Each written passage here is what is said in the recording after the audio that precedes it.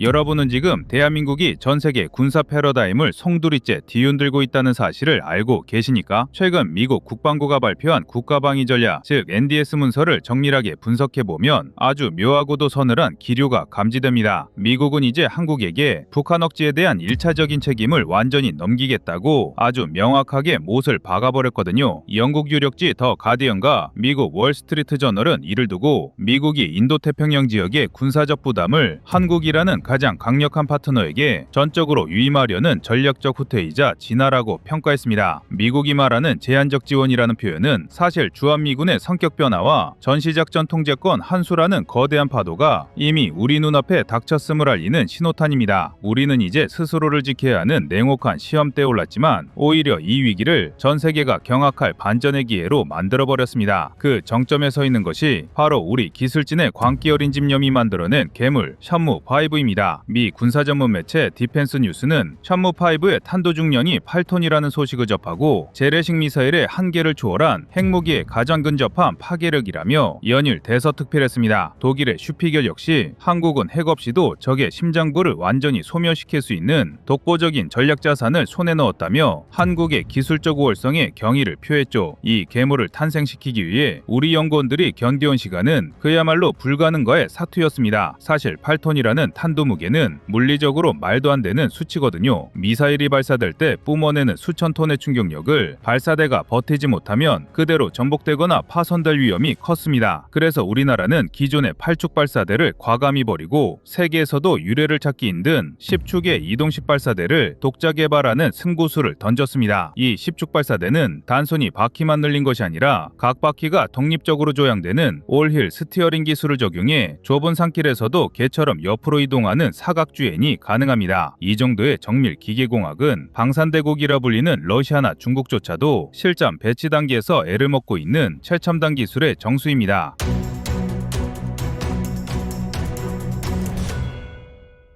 그런데 최근 일본이 한국의 미사일과 발사대 개발에 대한 시기심이 폭발했는지 자신들의 최신의 미사일이라며 공공연히 자랑하는 12식 지대함 미사일의 사거리를 1000km로 늘렸다고 대서특필하고 있습니다. 이 미사일을 대만 앞마당인 구마모토에 배치한다는 소식까지 들려왔습니다. 하지만 냉정하게 분석해보면 일본의 시도는 우리의 현무5와 비교조차 되지 않습니다. 일본이 미국 눈치를 보며 사거리를 늘리는데 급급할 때 우리는 이미 고중량 고위력이라는 누구도 가보지 않은 길을 개척했습니다. 외신들은 일본의 12식 미사일이 창이라면 한국의 현무5는 거대한 망치라고 비유합니다. 창은 막을 수 있을지 몰라도 하늘에서 마하 10 이상의 속도로 내리꽂히는 8톤짜리 쇳덩어리는 그 어떤 요격 시스템으로도 물리적 방어가 불가능하기 때문입니다. 우리는 지금 단순히 무기를 만드는 것이 아니라 대한민국의 생존권을 넘어 동북아의 질서를 재편하는 설계자가 되고 있습니다. 미국의 NDS가 우리에게 책임을 요구했다면 우리는 그 대가로 누구도 건드릴 수 없는 압도적인 물리적 힘을 증명해 보인 셈이죠. 전 세계가 한국의 방산 수출 실적에만 주목할 때 진짜 전문가들은 이 현무5가 가져올 지정학적 균열에 주목하고 있습니다. 핵이 없어도 핵만큼 무서운 나라, 적이 공격을 생각하는 순간 이미 그들의 지하 벙커가 무덤이 될 것임을 확신시켜주는 이 압도적인 존재감이야말로 우리가 그토록 원했던 진정한 자주국방의 모습 아니겠습니까? 미국이 전략적 판단 아래 한국의 고삐를 풀어주자마자 우리는 전 세계가 상상도 못한 결과물을 내놓았습니다. 이건 단순히 운이 좋아서 된 것이 아닙니다. 수십 년간 미사일 사거리 제한이라는 족쇄소를 속에서도 묵묵히 탄도 중량을 키우며 화력 덕후의 길을 걸어온 우리 공학도들의 집념이 자본과 결합해 만들어낸 기적입니다. 이제 전 세계 큰손들은 한국의 무기를 단순히 가성비 좋은 대안으로 보지 않습니다. 그들은 한국의 기술이 미국의 전략을 뒷받침하는 핵심 기둥이 되었다는 사실을 인정하기 시작했습니다. 자, 이제 본격적으로 이 괴물 같은 미사일이 어떻게 우리의 경제와 산업구조 그리고 여러분의 미래를 바꾸고 있는지 그 깊숙한 내막을 파헤쳐 보겠습니다. 앞에서 언급했듯이 우리 현무5가 전 세계의 주목을 받는 이유는 단순히 탄도가 무겁기 때문이 아닙니다. 이 거대한 괴물을 자유자재로 움직이게 만드는 이동식 발사대 기술이야말로 한국 방산의 진정한 승부수입니다. 사실 미사일의 탄도 중량이 8톤에 달하고 전체 무게가 36톤을 넘어서면 이를 실어 나르는 발사 차량은 이동 수단이 아니라 하나의 정밀한 기계공학 플랫폼이 되어야 합니다. 우리는 과거 8륜과 10륜 기반의 발사대를 운용하며 쌓은 데이터를 바탕으로 이번 현무5를 위해 전무후무한 10축축 발사대를 실전 배치했습니다. 이는 러시아의 대륙간 탄도미사일 토포렘이 사용하는 8축 발사대나 중국 동펑 41의 8축 체계를 가볍게 뛰어넘는 수치입니다. 바퀴가 많다는 것은 단순히 무게를 견디는 힘이 좋다는 뜻이 아닙니다. 각 바퀴에 실리는 하중을 정밀하게 분산시켜 미사일 발사 시 발생하는 약 1000톤 이상의 순간 충격력을 지면으로 완벽하게 흘려보낼 수 있다는 뜻입니다. 실제로 우리 10축 발사대는 모든 바퀴가 독립적으로 조연되는 올휠 스티어링 시스템을 탑재하고 있어 덩치에 어울리지 않게 개처럼 옆으로 가는 사각주행이 가능합니다. 이는 산악지형이 70%인 한반도에서 적의 감시망을 피해 좁은 임도까지 파고들 수 있는 독보적인 생존 능력을 보장합니다. 해외 외신인 디펜스 익스프레스는 한국의 20축 발사대 기술에 대해 기존 강배곡들의 전유물이었던 대형텔 설계 능력을 한국이 완전히 자국화했으며 정밀도 면에서는 오히려 서방의 기준을 앞서고 있다고 극찬했습니다. 실제로 현무5는 지상에서 발사된 후 고도 1000km까지 솟구쳤다가 하강시 중력가 속도를 이용해 마하 10 이상의 속도로 내리꽂힙니다. 이때 발생하는 운동에너지는 약 100억 줄 이상으로 추정되는데 이는 미국의 항공투하용 벙커버스터 GBU-57보다도 훨씬 강력한 관통력을 상사합니다. GBU-57의 탄두 포격량이 약 2.7톤인데 반해 우리 현무5는 8톤 전체가 파괴에너지로 전환되는데 이 에너지는 속도와 무게가 늘어날수록 제곡으로 그 위력이 올라갑니다. 그만큼 일반인들이 상상하기 어려울 정도로 압도적인 파괴력을 갖고 있습니다. 일본이 개발 완료를 선언한 12식 지대함 미사일 사거리 연장형과 비교하면 그 격차는 더욱 극명해집니다. 일본의 12식 미사일은 기본적으로 소리보다 느린 속도인 아음속의 크루즈 미사일입니다. 사거리를 1000km로 늘렸다고는 하지만 현대적인 이중대공 방어망 앞에서는 요격당할 확률이 매우 높습니다. 반면 우리의 현무5는 탄도 궤적을 그리며 우주 공간을 찍고 내려오는 미사일입니다. 일본의 미사일이 날아오는 화살이라면 우리의 현무5는 하늘에서 떨어지는 거대한 운석과 같습니다. 방어자 입장에서 무엇이 더 공포스럽겠습니까? 이 무기를 개발하기까지의 비하인드 스토리도 한편의 드라마입니다. 과거 우리 군은 한미 미사일 지침이라는 족쇄에 묶여 사거리와 탄도 중량의 제한을 받아왔습니다. 하지만 우리 연구원들은 포기하지 않았습니다. 사거리를 늘릴 수 없다면 탄도를 무겁게 만들자는 역발상으로 수십 년간 고중량 탄도 설계 기술을 축적해왔고 마침내 지침이 해제되자마자 기다렸다는 듯이 현무5라는 괴물을 세상에 내놓은 것입니다. 이 과정에서 국산화율은 핵심 부품 기준 90%를 상회하며 이는 곧 우리 기술을 만든 무기가 전 세계 전략자산 시장에서 당당히 경쟁할 준비가 되었음을 의미합니다. 결국 이 모든 군사적 변화는 단순히 누구 무기가 더 센가의 문제를 넘어 대한민국이라는 국가의 유산과 경제적 생존 전략을 완전히 재정의하고 있습니다. 미국의 NDS가 한국에게 1차적 방위 책임을 부여했다는 것은 역설적으로 우리가 그만큼의 전략적 자율성을 확보했다는 뜻이기도 합니다. 이제 우리는 미국의 지원 없이는 아무것도 못하는 나라가 아닙니다. 현무5와 같은 전략 무기를 보유함으로써 우리는 전시작전 통제권 환수를 위한 가장 강력한 물리적 근거를 마련했습니다. 전자권을 가진 나라와 가지지 못한 나라의 협상력 차이는 천양지 차이며 이는 곧 우리 방산기업들이 해외 시장에서 목소리를 높일 수 있는 든든한 배경이 됩니다. 경제적 관점에서 볼 때도 현무5의 존재는 거대한 산업적 파급 효과를 가져옵니다. 미사일 한 발을 제작하는 데 들어가는 수백억 원의 자본은 단순히 소비되는 것이 아닙니다. 정밀기계, 화학, 항공우주, 전자제어 등 첨단 산업 분야의 고급 일자리를 창출하고 기술 생태계를 강화하는 마중물이 됩니다. 실제로 하나 에어로스페이스와 같은 국내 방산기업들의 가치가 급상승하고 있는 것은 전 세계가 한국을 자국 방위는 물론 우방국의 안보까지 책임질 수 있는 거대한 병기창으로 인정하기 시작했기 때문입니다. 로이터 통신은 최근 한국의 방위 산업은 더 이상 전쟁의 부산물이 아니라 국가경제의 새로운 성장 동력이자 지정학적 레버리지로 진화했다고 분석했습니다. 일본이 뒤늦게 미사일 사거리를 늘리며 추격해오고 있지만 이미 우리는 고위력 탄도탄이라는 독보적인 영역에서 대체 불가능한 위치를 선정했습니다. 약 13조 원 규모에 달하는 글로벌 정밀유도 무기 시장에서 현무 시리즈가 차지할 잠재적 가치는 상상을 초월합니다. 결론적으로 대한민국은 지금 단순히 북한의 위협을 막아내는 나라를 넘어 동북아시아의 세력 균형을 실질적으로 통제하는 린치핀 국가로 우뚝 서 있습니다. 현무5는 그저 거대한 미사일이 아닙니다. 그것은 우리 국민의 안전을 지키는 든든한 방패 방패이자 전 세계가 우리를 함부로 대하지 못하게 만드는 가장 확실한 자존심의 상징입니다. 그래서 한국은 어디에 서 있는가라는 질문에 대한 답은 명확합니다. 우리는 지금 스스로의 힘으로 평화를 설계하고 그 힘을 바탕으로 미래의 번영을 일궈내는 강대국의 반열에 당당히 이름을 올리고 있습니다.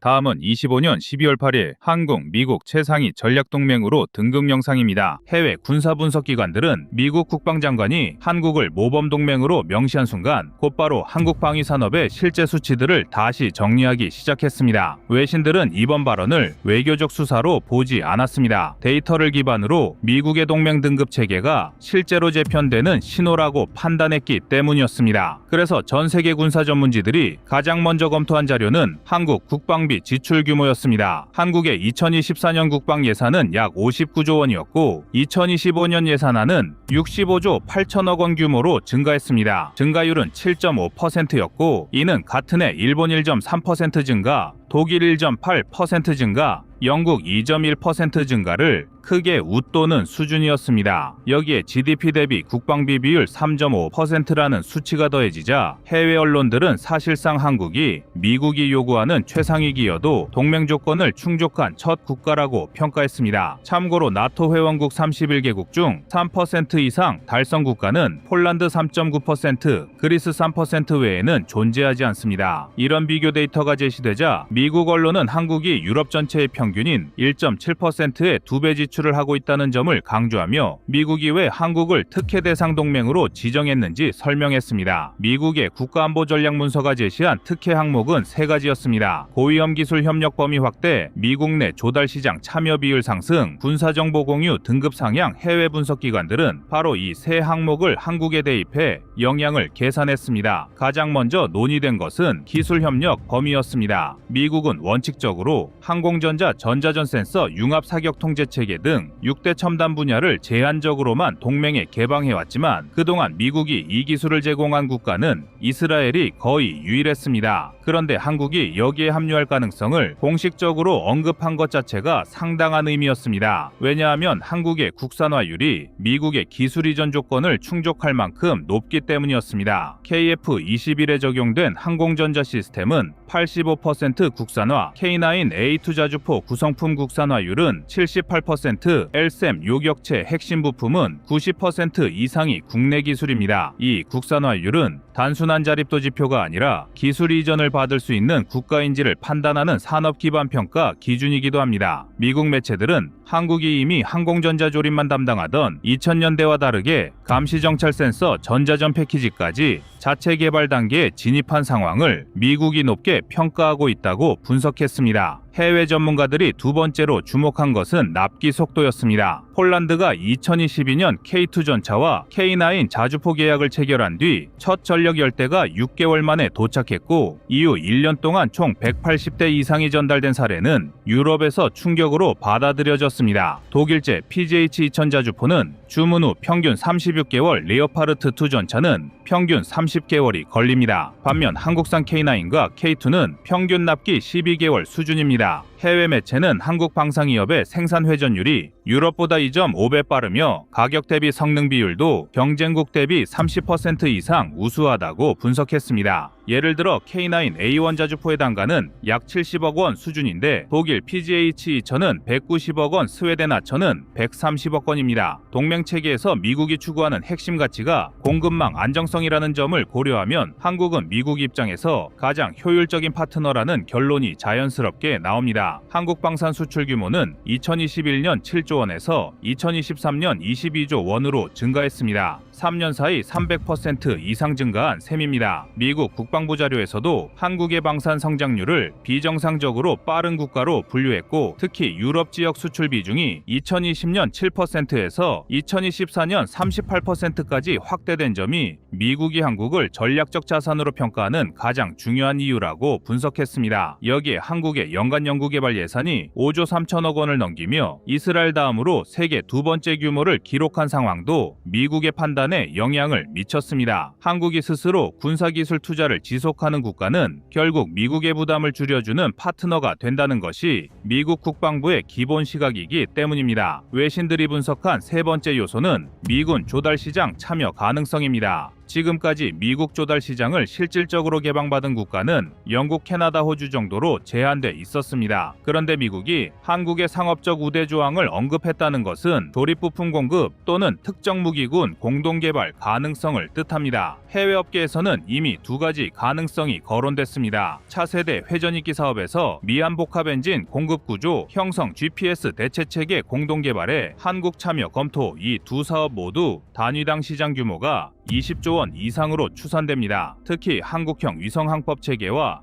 미국 GPS 간 상호 연동 구조가 논의되고 있는데 이 부분에서 한국이 미국의 공식 협력 파트너로 편입될 가능성을 해외 전문가들은 매우 높게 평가했습니다. 실제로 한국은 2035년까지 KPS 구축에 총 4조 1천억 원을 투입할 예정이며 이 프로젝트는 미국이 추진하는 우주군 기반 GPS 3체계와 연동될 후보 목록에 이미 포함된 것으로 알려져 있습니다. 이런 거대한 전략 사업에 한국이 들어갈 수 있게 된 이유를 해외 전문가들은 다음과 같이 분석했습니다. 한국이 미국의 요구 없이 스스로 동맹 기여를 극대화했기 때문에 미국이 더 많은 영향력을 공유할 수 있는 파트너가 됐다는 것입니다. 요약하면 해외 분석 기관들은 이번 미국의 발언을 다음 6가지 정량적 현상으로 설명합니다. 국방비 비율 세계 최고 수준, 방산 수출 증가율 300% 이상, 유럽 시장 점유율 38%, 납품 속도 경쟁국 대비 2.5배 빠름, 연구개발 예산 세계 2위 수준, 미군 조달 시장 잠재 참여권 확보. 이 6가지 지표가 모두 충족된 국가는 한국이 사실상 유일합니다. 그래서 해외 군사 전문가 20명이 분석한 결과는 하나로 수렴합니다. 미국이 이번에 언급한 특혜 제공이라는 표현은 외교적 수사가 아니라 한국이 미국 전략 구조의 최상단으로 이동하는 구조적 변화를 의미한다는 결론이었습니다. 국내 언론도 미국의 이번 발언을 같은 흐름으로 해석했습니다. 한국경제와 중앙일보는 미국이 한국을 모범 동맹으로 공개 거론한 것이 외교적 예의가 아니라 기술 협력 범위가 확대될 신호라며 특히 국가안보 전략에 명시된 기술 공유 우대 조항이 한국에 직접 적용될 가능성을 강조했습니다. 방산업계는 이 변화를 가장 민감하게 받아들였습니다. 지난 10년간 한국은 K9 자주포 열개국 수출, K2 전차 유럽 진출, LSM 요격 성공, KF-21 초도 비행 등 핵심 무기 체계에서 성과를 쌓았고 이 데이터를 기반으로 한국산 무기는 국제 신뢰도를 확실히 확보했습니다. 그런데 진짜 변화는 미국의 시각이 달라졌다는 점이었습니다. 과거에는 한국의 군사력 확대가 미국 영향력과 충돌할 수 있다는 분석이 있었지만 지금은 한국의 군사적 자립이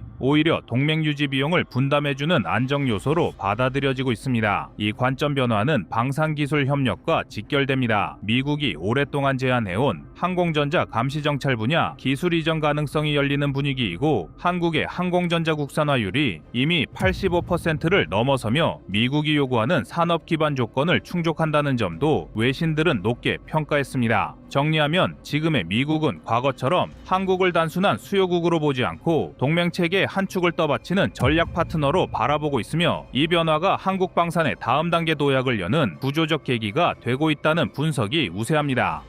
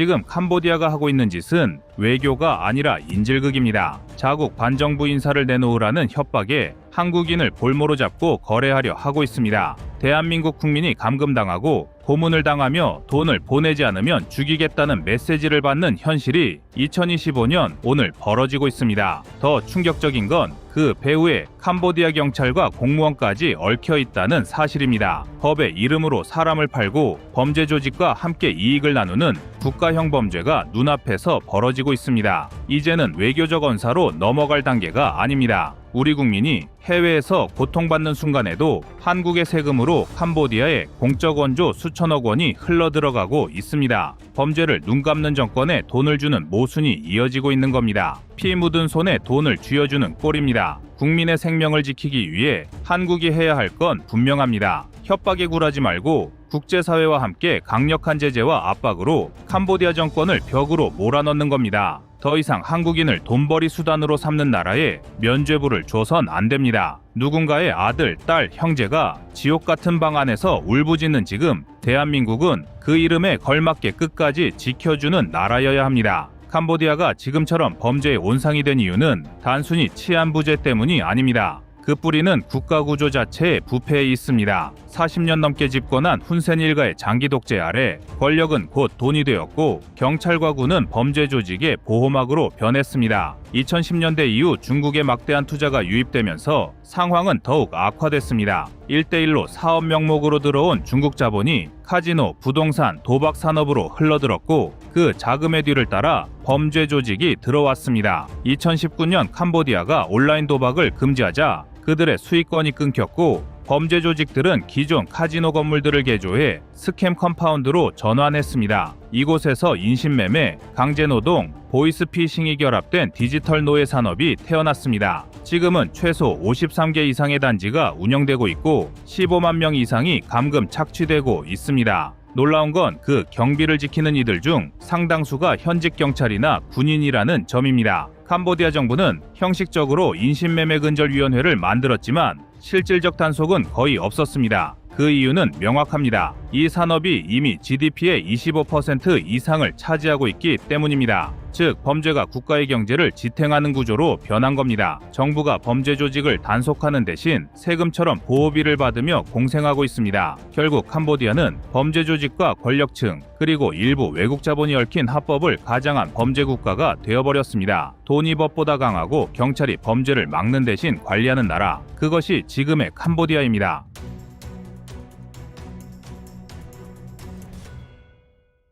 캄보디아가 한국인을 향해 칼끝을 들이민 순간 서방 언론은 먼저 경고했습니다. 영국 가디언은 10월 14일 보수익 구직 미끼에 걸려 캄보디아에서 감금과 고문 끝에 숨진 한국인 대학생 사건을 정면으로 다루며 2025년 들어서만 한국인 대상의 납치 및 감금 신고가 330건을 넘었다고 보도했습니다. 이 기사는 사건의 무대가 범죄 허브로 악명 높은 깜포주 복고르산 일대라는 점을 짚으며 캄보디아 당국이 중국계 조직을 포함한 사이버 사기 카르텔을 단속하겠다면서도 실효적 변화가 없다고 비판했습니다. 한국이 전력 투입에 준하는 외교 총력을 선언하자 캄보디아는 수사 협력을 말로는 약속했지만 현장 체감은 다르다는 분위기입니다. 문제의 본질은 구조적으로 돈이 모이는 지점에 있습니다. 로이터는 10월 15일 한국 외교부가 포이펫과 바벡 같은 국경 도시와 복고르산 일대를 코드블랙에 준하는 여행 금지 및 강력 경보로 묶으며 즉시 철수와 방문 취소를 권고했다고 전했습니다. 단지 몇 건의 강력 사건 때문이 아닙니다. 한국 정보 치안 라인까지 투입될 정도로 가짜 채용, 여권 박탈, 온라인 사기, 강제 노동, 몸값 갈취로 이어지는 산업화된 범죄 생태계가 한 나라의 특정 지역을 장악했기 때문입니다. 특히 로이터는 캄보디아가 최근 급증한 사기형 감금과 허위 채용, 유인 사례를 공표한 한국 정부의 발표를 인용하며 고위급 대응이 장기전 양상으로 넘어갈 조짐을 짚었습니다. 그런데 여기서 한국 시청자들이 반드시 알아야 할 수치가 있습니다. 얼마나 많은 한국인이 실제로 빨려 들어갔느냐는 질문입니다. 한국의 정부 고위안보 라인은 캄보디아 현지 사기 조직 연루 한국인이 약 1000명으로 추정된다고 밝혔습니다. 이 수치가 의미하는 건 간단합니다. 피해자와 가담자가 뒤섞인 채 억압과 협박, 채무, 노예화가 반복되는 구조로 발전했다는 것입니다. 이 발표와 동시에 정부는 합동 대응팀을 급파했고 현지 경찰과 바로 맞물리는 코리안 데스크 설치를 서두르고 있습니다. 이 모든 흐름은 어느 나라가 우리 국민을 끝까지 데려올 수 있는가, 그 냉정한 국가 실력의 시험대로 이어집니다. 한국 내부의 움직임도 빨라졌습니다. 국내 보도에 따르면 외교부는 복고르산, 바벳, 포이펫 등 조직범죄 상시위험지대를 특정해 출입 자체를 금지 수준으로 올리고 체류자는 여권법상 조치 경고까지 곁들였습니다. 지도에서 빨갛게 칠해진 구역은 그 자체로 하나의 신호입니다. 여기는 전장과 다르지 않다는 경고죠. 실제로 깜폿, 시아누크빌, 푸놈펜 일부 지역은 건물 외벽을 높이고 철조망과 CCTV를 설치하고 무장 경비를 갖춘 감금형 빌딩이 밀집해 있습니다. 일종의 사이버 노예 단지처럼 돌아갑니다. 여기서 한국인은 왜 표적이 되었을까요? 한국은 온라인과 모바일 금융 활용률이 높고 대포통장이나 가상자산 계정 등 범죄에 쓰일 계좌와 아이디를 확보하기 쉽다는 인식이 퍼져 있기 때문입니다. 여기에 월 1,000만 원류의 허황된 제한이 청년층의 불안 심리를 파고들며 클릭 한 번 티켓 한 장으로 지옥문을 넘게 만듭니다. 이 포획 착취 모델은 한국의 높은 디지털 금융 접근성과 역설적으로 잘 맞물리며 돈 되는 표적이라는 최악의 레이블을 우리에게 붙였습니다. 그리고 이런 내용으로 우리 국민들의 공분이 하늘을 찌르고 있습니다. 하지만 국내의 공분만으로는 부족합니다. 지금 우리가 마주한 사태는 더 이상 남의 일이 아닙니다. 우리 국민이 외국 땅에서 납치 감금당하고 돈을 강요당하는 현실 앞에서 정부의 첫 번째 임무는 단 하나, 국민의 생명을 지키는 것입니다. 먼저 가장 즉각적이고 가시적인 신호로서 공적 개발 원조와 차관 지급을 전면 보류해야 합니다. 약속된 공적 자금이 현지 권력층이나 범죄 구조에 흡수되는 것을 방치할 수는 없습니다. 피해자 송환과 감금시설 폐쇄가 공식 확인될 때까지 자금 집행을 멈추는 것은 우리 국민을 건드리면 대가를 치른다는 명백한 경고입니다. 다음으로 인신매매 사기, 연루 의심자와 결탁 완료, 연루 기업들을 대상으로 블랙리스트 작성과 자산 동결, 비자 발급 중단, 입국 금지, 인터폴 적색 수배 요청을 즉시 병행해야 합니다. 이들에 대한 국제적 추적과 국내 자산 봉쇄는 그들의 숨통을 틀어쥐는 핵심 수단입니다. 금융 암호자산을 통한 돈주를 차단하는 조치는 범죄 경제의 심장을 겨냥하는 것입니다. 금융당국과 은행, 거래소가 공조해 의심 송금과 지갑을 추적 동결하고 대포 통장 루트를 봉쇄하면 범죄 조직의 수익 구조는 빠르게 무너집니다. 돈줄이 막히면 감금과 착취의 실질적 동력이 사라집니다. 국경과 항만, 항공로를 촘촘히 통제해 인신매매 이동로를 봉쇄해야 합니다. 국제회사기구, 항공당국, 주요 항공사, 그리고 아세안, 미, 일 등과 연합해 의심선박 항공편의 입항과 환적을 차단하면 범죄는 고립됩니다. 이 과정에서 유엔 인터폴의 공조로 합법성을 확보해야 합니다. 현장 대응력을 강화해 코리안 데스크를 즉각 증원하고 합동 수사팀을 가동해 우리 수사관이 초기부터 현장 증거를 확보하도록 해야 합니다. 디지털 포렌식과 영장 집행 지원을 상시화해 증거 훼손을 막아야 하며 인질의 생명이 위협받는 비상 상황에는 동맹국가의 사전 협의에 따라 특수구출 작전도 실행 가능한 상태로 준비해야 합니다. 국제무대에서는 엠네스티, 유엔, 주요 국가 자료를 공유해 스캠 컴파운드 실태를 폭로하고 유엔 인권이사회 G7은 아세안에서 공식 의제로 끌어올려 캄보디아의 정치적, 경제적 고립을 가속화해야 합니다. 국제적 시선은 그 자체로 강력한 제재 수단입니다. 국내적으로는 해외 구직 알선 규제를 강화하고 구직 플랫폼 감시를 강화하며 피해자 귀환 시 신속 보호, 심리 치료, 법률 지원 패키지를 가동해 재피해를 막아야 합니다. 젊은이들의 절박함을 악용하는 범죄의 공급을 철저히 차단하는 것이 근본적 해결입니다.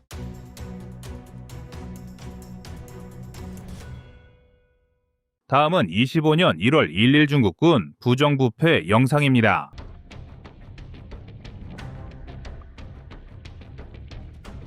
(600개) 이상의 핵탄두를 보유하며 미국의 뒤를 쫓고 있는 중국. 그러나 이런 중국군 전력에 대한 미국의 평가는 사실상 낙제점이었습니다. 미국과의 패권 경쟁이라는 헛된 꿈을 꾸는 중국은 2030년까지 1000개 이상의 핵탄두를 보유함으로써 미국과의 군사력 격차를 줄이려 하고 있는데요. 이 밖에도 중국은 극초음속 미사일과 대륙간 탄도미사일, 스텔스 전투기 등 첨단 무기를 계속해서 개발하며 군사력 강화에 혈안이 되어 있습니다. 그러나 미국은 이러한 중국군을 두고 고위 장교들의 부정부패로 인해 별 볼 일 없는 전력이 될 것이라 평가했습니다. 아닌 게 아니라 중국은 국제사회에서 부패 수준을 평가하는 부패인식지수 점수에서 2023년 기준 42점으로 180개국 중 76위에 머물러 있습니다. 이는 아시아 태평양 지역의 평균 점수인 45점에도 미치지 못하는 수치이며 63점의 한국보다도 한참 떨어지는 수준입니다. 이렇듯 중국 사회에 만연한 부정부패가 군대라고 예외는 아니었는데요. 중국은 핵전력을 과시하기 위해 매년 천문학적인 예산을 투입하여 미사일 운용 부대를 관리하고 있지만 현실은 미사일의 연료 대신 맹물을 주입하는 것이 중국의 현실입니다. 그리고 이러한 중국이 아무리 한미일연합구도를 뒤흔들고 인도태평양 지역에서 패권 장악을 시도한다고 하더라도 안에서 썩은 군대가 제대로 된 전투력을 발휘할 수 있을 리 만무한데요. 그래서 준비했습니다. 오늘은 중국군 내부에 뿌리 깊게 내린 부정부패 실태에 대해 알려드리겠습니다.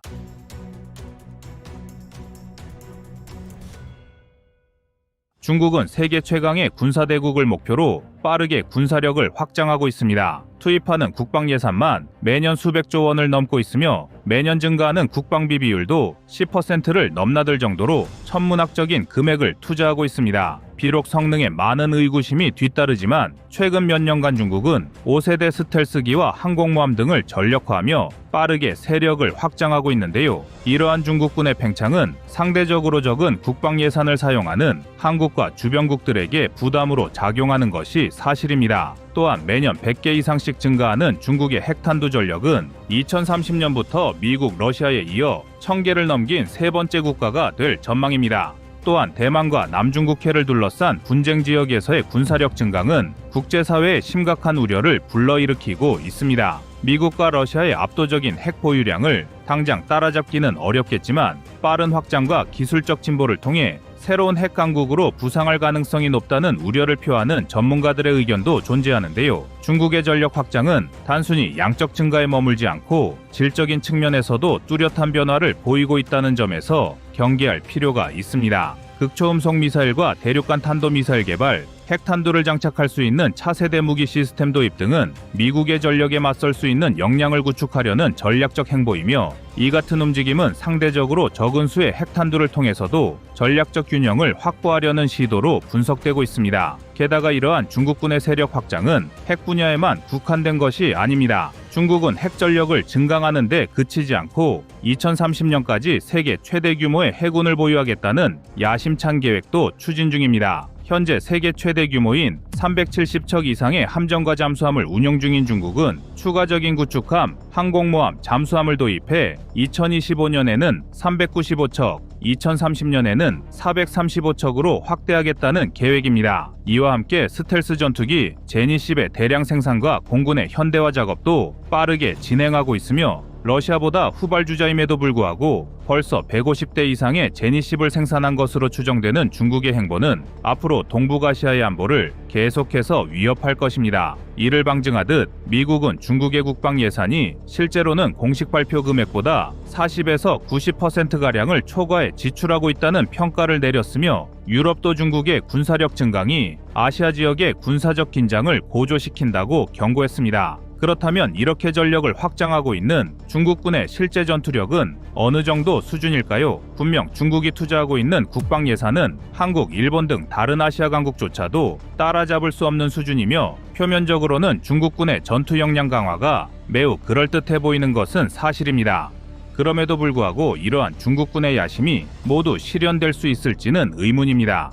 중국의 야망이 실현되기 어려운 이면에는 치명적인 내부 결함이 자리 잡고 있기 때문인데요. 미국과 유럽은 지속적으로 중국 내부에 뿌리 깊게 자리 잡은 부정부패와 조직적 비효율성이 중국의 군사 현대화 계획을 가로막는 최대 장애물이라는 점을 지적하고 있습니다. 국제사회 역시 이러한 내부 문제가 중국 군사력의 치명적인 약점으로 작용하고 있다고 평가하고 있는데요. 대표적인 사례로 네이멍고 자치구의 리젠핑 전당 서기가 있습니다. 리젠핑은 국유자금 6천억 원 이상을 횡령하며 중국 역사상 최대 규모의 부패 사건을 일으켰는데요. 리젠핑의 범죄는 단순히 경제적 손실만으로 그치지 않았습니다. 이로 인해 군수품 조달과 군사 프로젝트가 큰 타격을 입었고 중국의 현대화 계획에 필요한 예산이 낭비되면서 핵심 군사 사업들이 줄줄이 지연되거나 중단되는 결과를 초래했습니다. 6천억 원이란 금액은 최신 3.5세대 전차도 수십여 대를 보급할 수 있을 정도로 막대한 금액이며, 이러한 부정부패는 미국과의 패권 경쟁을 꿈꾸는 중국의 발목을 잡고 있습니다. 그러나 중국군 내의 만연한 비리와 부정부패는 군종과 병가를 가리지 않고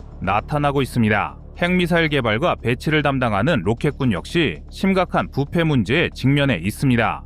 로켓군은 중국 핵전력의 핵심을 담당하는 주요 부대임에도 불구하고 핵미사일 개발과 배치를 책임지는 리위차오 사령관과 쉬중보 정치위원이 부패 혐의로 해임되면서 조직 전체가 존망의 갈림길에 처했습니다. 사령관 이외에도 로켓군 소속의 장성급 지휘관 수십 명이 비리와 부패 혐의로 인해 무더기로 쓸려 나갔을 정도로 로켓군의 부패 사건은 매우 유명한데요. 이로 인해 핵미사일 개발 프로젝트는 중단되거나 지연되었고, 신뢰할 수 있는 지휘 체계가 무너지는 심각한 결과를 초래했습니다. 그런데 더욱 황당한 사실은 미사일의 연료 대신 맹물을 넣거나 규격이 맞지 않는 부품으로 인해 창고에 다량의 미사일이 방치되어 있다는 것입니다. 미사일에 주입되어야 할 연료가 없다는 건 내부에서 연료를 빼돌리는 비리가 있었을 확률이 높으며, 규격이 맞지 않는 부품은 방산업체와의 거래 과정에서 뒷돈 등의 부정이 있었다는 것을 의미합니다. 그야말로 당나라 군대라 불렸던 오합지졸의 조상들을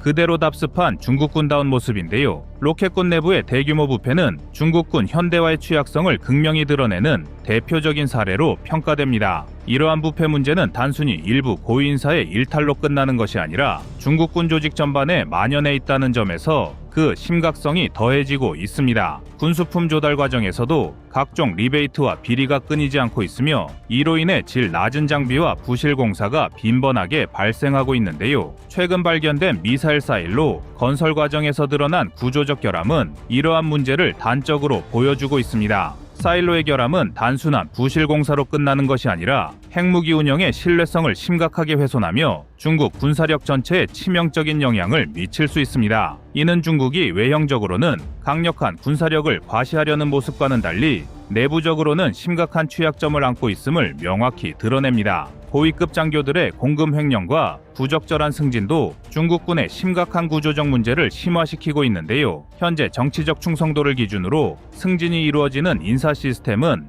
전문성을 갖춘 인재를 배제하며 비전문가가 군의 중추를 맡는 상황을 초래하고 있다는 분석입니다. 이는 중국군 조직의 역량을 심각하게 저하시키는 원인이기도 한데요. 그 결과 군 지휘 체계는 점차 비효율적으로 변하고 있으며 전술적 역량과 조직력 또한 심각하게 훼손되고 있다는 평가를 받고 있습니다. 그러나 중국은 이처럼 군부의 만연한 비리를 제대로 척결하지 못하고 있습니다. 오히려 이를 정치적 수단으로 활용하는 시진핑으로 인해 중국군 내에 혼란이 가중되는 사례가 더 많이 관측되고 있는 게 사실인데요. 시진핑은 반부패 운동을 천명하며 이러한 문제를 해결하겠다고 이야기하지만 실질적인 개선보다는 정치적 숙청에만 초점이 맞춰져 있다는 비판을 받고 있습니다. 부대 지휘관들은 예하 부대의 사정과 실무를 제대로 파악하기도 전에 비리 척결이란 명분하에 교체되는 경우가 다반사이며, 후속 인사 역시 내부 문제를 해결할 수 있는 유능한 지휘관보다는 시진핑의 정치적 입맛에 맞는 인물로 대체되는 경우가 많은데요. 이러한 중국군이 제대로 된 전투력을 발휘할 수 있을지는 미지수입니다. 역사적으로도 더 뛰어난 무기와 많은 병력을 지니고 있었음에도 불구하고 내부 비리와 지휘체계 미확립 등으로 인해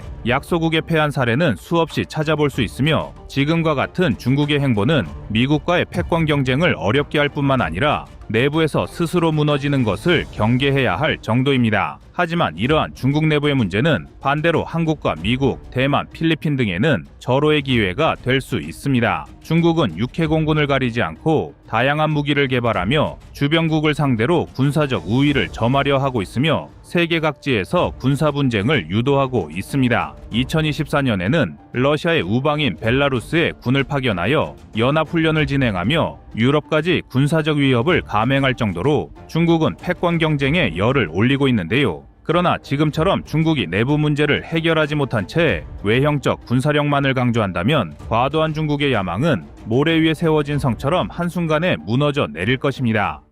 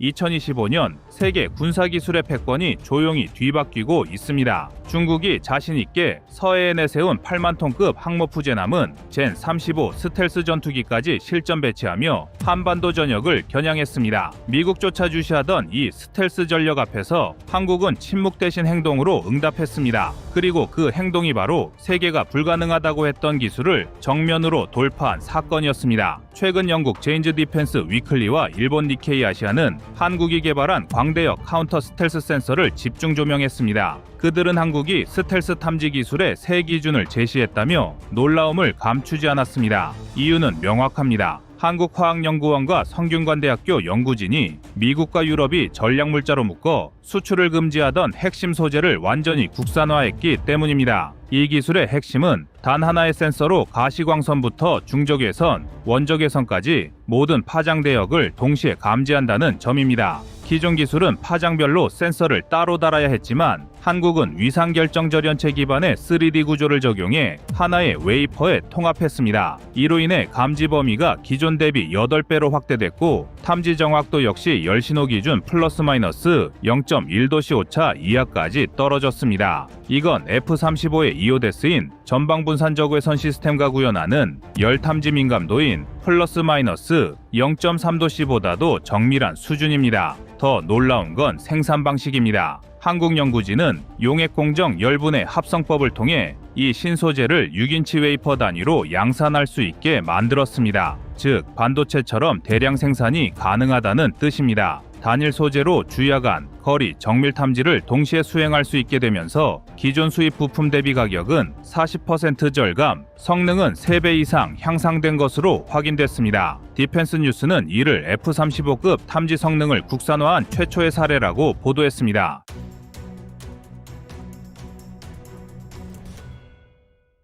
이 기술이 군사적으로 얼마나 큰 의미를 가지는지는 서해의 현실이 보여줍니다. 중국 푸제남의 젠 35 스텔스 전투기는 RCS가 0.1 제곱미터 이하, 즉 골프공만한 크기로 레이더에 잡힙니다. 그러니까 기존 방공 레이더로는 사실상 탐지가 어렵습니다. 하지만 IRST 기술과 AI 기반 삼각 측량식 거리 산출을 결합한 이번 한국형 센서라면 50km 거리에서 그 열 흔적을 포착할 수 있습니다. 즉, 보이지 않는 적을 냄새로 추적하듯 찾는 시대가 열린 겁니다. 특히 이번 기술의 가장 큰 성과는 기술 주권 회복에 있습니다. 지금까지 한국은 군용 적외선 센서의 핵심 소재를 독일과 미국에 의존했습니다. 군용 드론, 전차, 전투기, IR 카메라 모두 수입 부품에 의존했죠. 그러나 이번 개발로 국산화율은 70%를 넘어섰고 2026년 양산체계 구축 시 완전 자립이 가능합니다. 이를 통해 국내 기업인 한화시스템, LIG넥스원, 카이 등이 IRST, EO, TGP, AI 센서 기술을 통합해 KIRST 블록2 체계를 완성할 발판을 마련했습니다. 이건 단순히 한 가지 센서의 이야기가 아닙니다. 중국이 스텔스 전력으로 서해를 압박하고 일본이 F-35B로 태평양을 봉쇄하려 할 때 한국은 보이지 않는 적을 잡는 눈을 스스로 만들어낸 것입니다. F-35, 라팔, 수호이 57 같은 세계 최신 스텔스기들은 모두 탐지되지 않는 것에 방점을 찍지만 한국은 이제 보이지 않는 것을 본다는 새로운 방정식을 써버린 겁니다. 또한 이번 기술은 군용을 넘어 민간 분야에도 파급력이 큽니다. 자율주행차의 IR 카메라, 원격 의료진단, 위성감시, 심지어는 기후관측까지 같은 소재를 활용할 수 있습니다. 한국 정부는 이를 포스트 반도체 산업의 전략축으로 분류했고 산업통상자원부는 2026년까지 약 1,200억 원 규모의 양산 지원 프로젝트를 추진 중입니다. 흥미로운 건 중국 언론의 반응입니다. 중국의 황구시보는 한국이 미국의 통제를 피해 전략물자 수준의 기술을 확보했다며 기술 통제 체계가 흔들릴 수 있다고 보도했습니다. 그만큼 중국이 이 기술의 파급력을 두려워한다는 뜻이죠. 한마디로 한국이 불가능하다고 못 박힌 기술을 뚫자 중국이 진심으로 당황하기 시작한 겁니다. 이제 한국은 탐지 기술의 종속국이 아니라 스텔스 탐지 선도국으로 올라섰습니다. 눈에 보이지 않는 적을 잡는 기술, 그걸 스스로 만들 수 있는 나라는 세계에서 미국과 프랑스, 그리고 한국뿐입니다. 그리고 이건 기술 자립의 상징이자 스텔스 시대의 판도를 바꾸는 K-카운터 스텔스 혁명의 서막입니다. 이번 광대역 카운터 스텔스 센서의 핵심은 수치로 증명된 성능입니다. 먼저 감지 범위입니다. 기존 중적외선 센서는 일반적으로 탐지 거리가 10에서 15km 수준에 머물렀습니다. 하지만 한국형 센서는 동일한 조건에서 최대 80km까지 열 신호를 포착할 수 있습니다. 즉, 기존 대비 5배 이상의 탐지 거리 확장에 성공한 겁니다. 이는 스텔스기 탐지의 절대 기준으로 불리는 미 공군의 AN/AAQ-37 이오데스의 탐지거리 약 50km를 능가하는 수치입니다. 감지 정밀도에서도 기존 센서의 해상도가 1024 곱하기 768 픽셀, 감지 민감도는 0.03 와트/제곱센티미터 스테라디안 수준이었으나 이번 국산 소재는 2048 곱하기 1536 해상도, 감도 0.005 와트/제곱센티미터 스테라디안 이하로 향상됐습니다.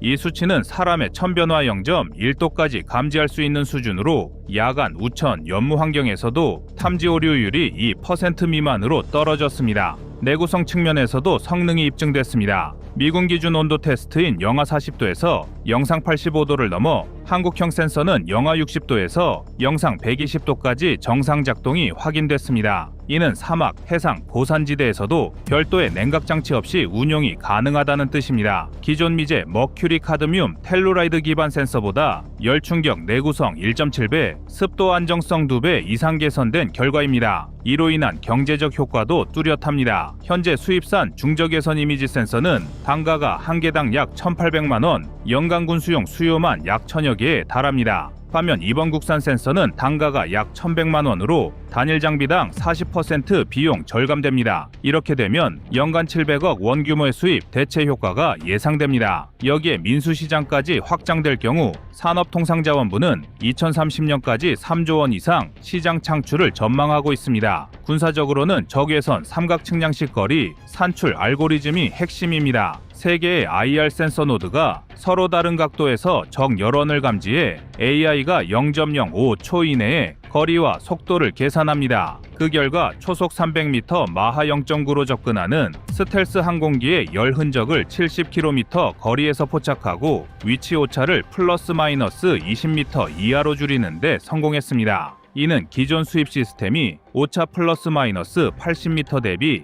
4배의 정밀도 향상입니다. 이런 수치는 단순히 연구실 성과가 아닙니다. 방위사업청 산하 국방기술품질원이 수행한 검증시험에서도 감지 성공률 97.8%, 탐지 속도 평균 0.13초로 확인됐습니다. 이 수치는 실전 조건에 가까운 시험 환경에서 나온 결과입니다. 즉, 지금 당장 KF-21 보라매나 마린원 무인 헬기 혹은 차세대 전차 관측 장비에 탑재해도 무방하다는 의미입니다. 기술적으로 이 성과를 가능하게 한 건 위상결정 전련체 구조입니다. 기존 2D 소재의 에너지 밴드갭이 약 0.2 전자볼트였던 반면 이번 신소재는 0.05 전자볼트로 좁아졌습니다. 이 덕분에 더 미세한 열신회도 반응할 수 있게 됐고 반응 속도 역시 0.001 이하로 단축됐습니다. 군용 열영상 장비로 치면 초당 1000프레임 이상의 실시간 감지가 가능해진 셈입니다. 이 기술은 미국 다르파의 네스트젠 IR 센서 프로그램이 2023년에 제시한 목표 수치를 대부분 초과 달성했습니다.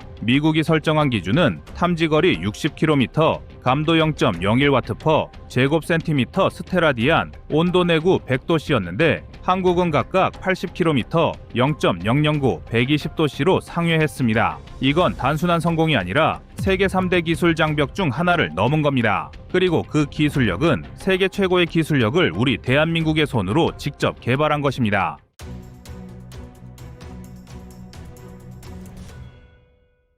다음은 25년 6월 12일 한국 스텔스 핵잠수함 공개 영상입니다. 한국이 마침내 바닷속 전장을 지배할 비밀 병기를 꺼내들었습니다. 바로 차세대 스텔스 잠수함입니다. 부산에서 개최된 마덱스 2025 전시회에서 공개된 이 신형 잠수함이 등장하자마자 국내외 군사 전문가들과 언론이 순식간에 들썩였습니다. 외신들조차 대한민국이 마침내 잠수함 강국으로 도약했다며 긴장하는 모습인데요. 그 이유는 바로 지금까지 우리가 봐왔던 일반적인 잠수함들과는 차원이 다른 혁신적인 기술과 디자인이 적용됐기 때문입니다. 먼저 외형부터 예사롭지 않습니다. 기존 도산한창호급 잠수함에서 보여줬던 투박한 모습은 완전히 사라지고 마치 SF 영화 속에서나 볼 법한 미래형 디자인이 채택됐기 때문입니다. 잠수함의 함교는 낮고 매끄럽게 함체와 일체화되어 있어 마찰과 소음을 최소화했고 측면 역시 단순한 유선형이 아니라 변형된 육각형 단면으로 설계됐습니다. 이 덕분에 유체 소음을 극단적으로 줄이면서도 선체 측면에 대형 소나 배열을 장착할 수 있게 됐습니다. 잠수함의 소음을 획기적으로 줄여주는 또 하나의 비밀 병기는 바로 추진 시스템에 숨어 있습니다. 이번에 새로 적용된 림드라이브 펌프제트 방식은 전통적인 프로펠러 축을 없애고 전기 모터가 직접 펌프제트를 구동하는 혁신적인 방식입니다. 기존 잠수함의 가장 큰 소음원이었던 프로펠러 축의 진동을 완전히 제거함으로써 탐지거리가 기존 KSS-3급보다 최소 절반 이상 줄어들 것으로 예상되고 있습니다. 심지어 일본 해상자위대의 최신 잠수함들도 이 한국형 스텔스 잠수함을 탐지하기 쉽지 않을 것이라는 분석입니다. 이뿐만이 아닙니다. 이 신형 잠수함이 더욱 무서운 이유는 바로 무장력에 있습니다. 선체 내부에는 대형 수직발사관 열기가 장착됐는데 직경이 무려 3m에 달하며 깊이는 10m를 넘습니다. 이는 국방과학연구소에서 비밀리에 개발 중인 극초음속 SLBM을 탑재하기 위한 것으로 이 미사일은 사거리가 최소 3,000km에 달합니다. 한국 해군이 이 잠수함을 본격적으로 배치하게 된다면 북한뿐 아니라 동북아 전체에서의 전략적 균형 자체가 크게 흔들릴 것입니다. 특히 대한민국이 이 잠수함을 완성하게 되면 잠수함 전력에서 중국과 일본을 압도할 가능성이 높습니다. 현재 중국과 일본이 운용 중인 최신 잠수함들과 비교해도 탐지력과 스텔스 성능, 전략 타격 능력에서 최소 1.5배 이상 우위를 점할 수 있게 됩니다. 대한민국 해군이 꿈꾸던 원양작전 능력과 원자력 추진 잠수함의 장점을 재래식 플랫폼에서 구현함으로써 아시아의 새로운 해양 강자로 떠오를 날도 머지않았습니다. 그래서 준비했습니다. 오늘은 대한민국이 숨겨놓았던 이 강력한 스텔스 잠수함의 모든 비밀에 대해 알아보겠습니다.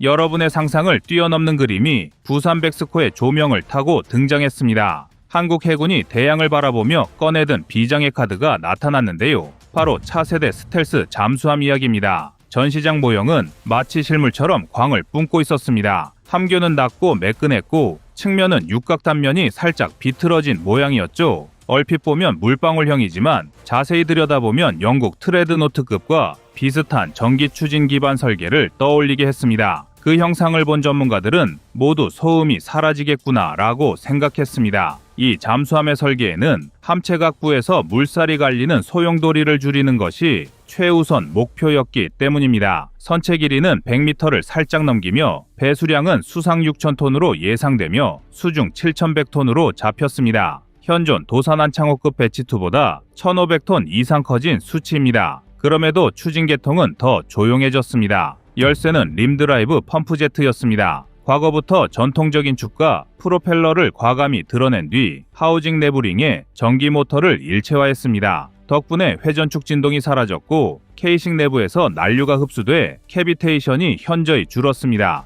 방사소음 시험 결과가 마이너스 15dB가량 개선됐다는 내부 보고가 올해 초 방사청 실험국 회의 자료에 살짝 언급됐습니다. 이 기술이 놀라운 이유가 있는데요. 과거부터 잠수함 강국인 영국, 미국, 프랑스가 수십 년 걸려도 상용화 못한 기술을 한국이 단숨에 상용 단계로 끌어올렸다는 소식은 곧바로 해외 전문 매체 헤드라인을 장식했습니다. 동시에 측면 전체를 장거리소나 어레이로 덮을 수 있도록 육각 단면을 택한 것은 기술자들의 고심이 엿보이는 대목입니다. 물방울형 순유선 단면은 마찰을 줄여주지만 측면을 평평하게 다듬은 육각 변형은 어레이 설치면을 확보하면서 수중 마찰을 최소화하는 묘수를 만들었습니다. 덕분에 소나 어레이 길이가 16m 이상 확보됐고 탐지 추적 성능은 기존 KSS-3 대비 거리가 2배 가까이 늘어났습니다. 일본 해상자위대가 자랑하는 OQQ-21 소나가 20km에서 잡던 표적을 새 한국형 스텔스 잠수함은 40km 이상서 먼저 감지하는 셈입니다. 상부로 시선을 돌리면 360도 파노라마 센서돔이 돛대와 일체화되어 있습니다. 돌출이 사라지니 파고가 높은 해역에서도 충격음과 진동이 대폭 감소합니다. 이 돔은 레이더 전자광학 통신 안테나를 하나로 결합했고 필요하면 저궤도 위성을 통한 초저지연 링크까지 지원합니다. 장시간 자망 중에도 실시간 전장 상황판을 띄우고 표적 데이터가 함대 지휘망과 바로 공유되는 구조인데요.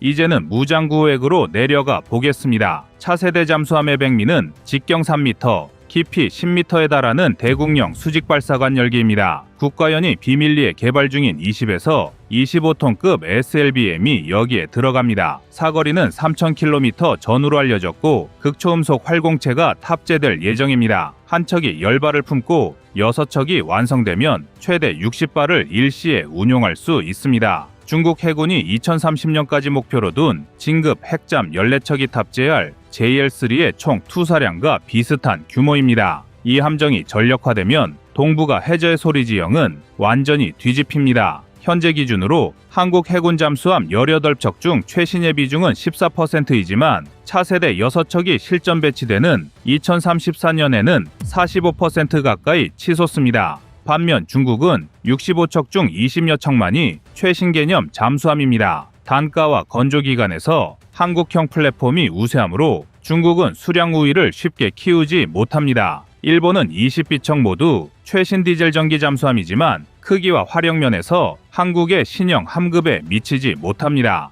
한반도 주변 억제력 흡수율을 숫자로 설명해 보겠습니다. 기존 KSS-3 세척이 감시 중인 북한 잠수함 은닉 해역 면적은 약 6,500제곱킬로미터였습니다. 차세대 스텔스 잠수함이 둘 추가되면 동일 시간대 감시 면적이 13,000제곱킬로미터로 확장됩니다. 탐지 누락 확률은 22%에서 9%로 떨어집니다. 다시 말해 북한 신포 계열 SLBM 잠수함이 수명 가까이 올라올 때마다 한국 해군이 포착할 확률이 3배 가까이 높아지는 셈입니다. 여기에 흥미로운 뒷이야기를 하나 있는데요. 2024년 10월 한화오션 미래추진연구센터가 전남 고흥 해양시험장에 림드라이브 모터 시제기를 반입했을 때 외부에는 3메가와트급이라고만 공개됐습니다. 하지만 실제 시제기는 6메가와트급 스테이터 코일을 잠궜고 진동 해석용 센서 112개를 달아 연속 96시간 수중 회전을 테스트했습니다. 시험 중에 발생한 열을 빼내기 위해 전기차용 고내열 세라믹 폴리머 절연제를 직접 만든 배터리 업체 연구팀이 현장에 상주했는데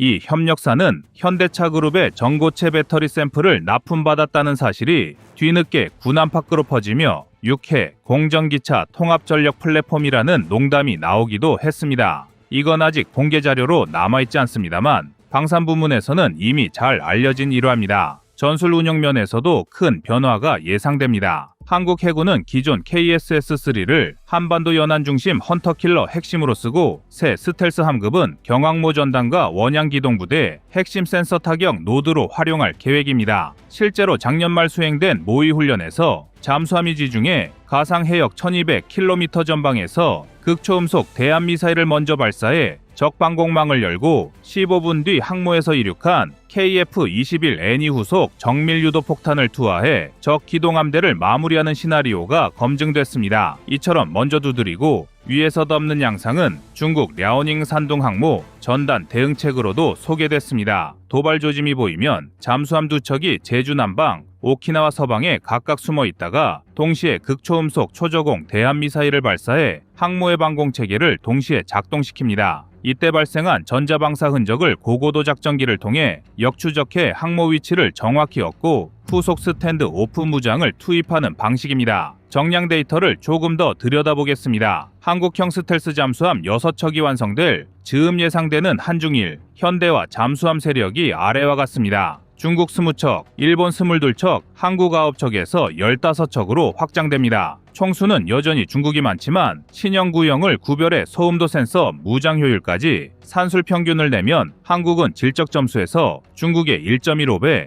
일본보다 1.32배 높은 값이 방사청 통합지수에서 도출되었습니다. 이렇게 구축된 잠수함 전력으로 대한민국의 방어선도 달라집니다. 현재 부산 남중국해 제1광격해상로에서 중국 093B형 핵잠을 근접 추적할 수 있는 한국 잠수함은 평균 0.7척이었는데 새 플랫폼이 배치되면 2.2척으로 늘어납니다. 여기에 60일 이상 자막 능력이 겹쳐 연간 330일 가까이 실배치가 가능합니다. 노출 없는 장기 자망이 가능해지니 중국 입장에서는 서해 쪽으로 나오기가 불편해집니다. 일본도 긴장할 대목이 있습니다. 일본 해상자위대가 자랑하는 최신 디젤 전기 타이게이급은 세계적 수준의 조용함으로 유명하지만 대국령 수직 발사관이 없습니다. 한국 함급은 동급 배수량 대비 1.5배 무장을 싣고도 림 드라이브 덕분에 소음을 비슷하게 억제합니다. 이 때문에 일본 입장에서도 소형 SSN급 화력이라 할 만한 위협이 생기는 셈입니다. 현재 전 세계 잠수함 시장에서 캐나다, 폴란드 수출전은 가장 큰 핫이슈인데요. 캐나다가 새 해역운용 잠수함 12척을 찾고 있는데 한국 모델은 내빙 기능을 강화한 극저온 하이브리드 리튬이온 연료전지 조합으로 응찰했습니다. 폴란드 역시 부케발트의 저수심 운용을 위해 측면 원형 어레이를 축소하고 대신 선수 저주파 어레이를 키운 파생형을 제안받았습니다. 업계 평가는 가격은 독일, 일본 대비 70%, 성능은 110% 이상이라는 쪽으로 모이고 있는 상황입니다. 더 흥미로운 점은 한국이 소형 원자로 탑재 예비 공간을 확보해뒀다는 사실입니다. 아직 조약 정치적 허들 때문에 곧바로 원자력 동력을 밀어붙이진 않겠지만 소형 모듈러 원자로 개발이 끝나면 AIP 구획을 걷어내고 원자로 모듈을 넣을 수 있게 설계해 두었습니다. 즉, 현재는 고성능 재래식이지만 미래에는 핵추진 잠수함으로 전환 가능한 모듈러 플랫폼입니다.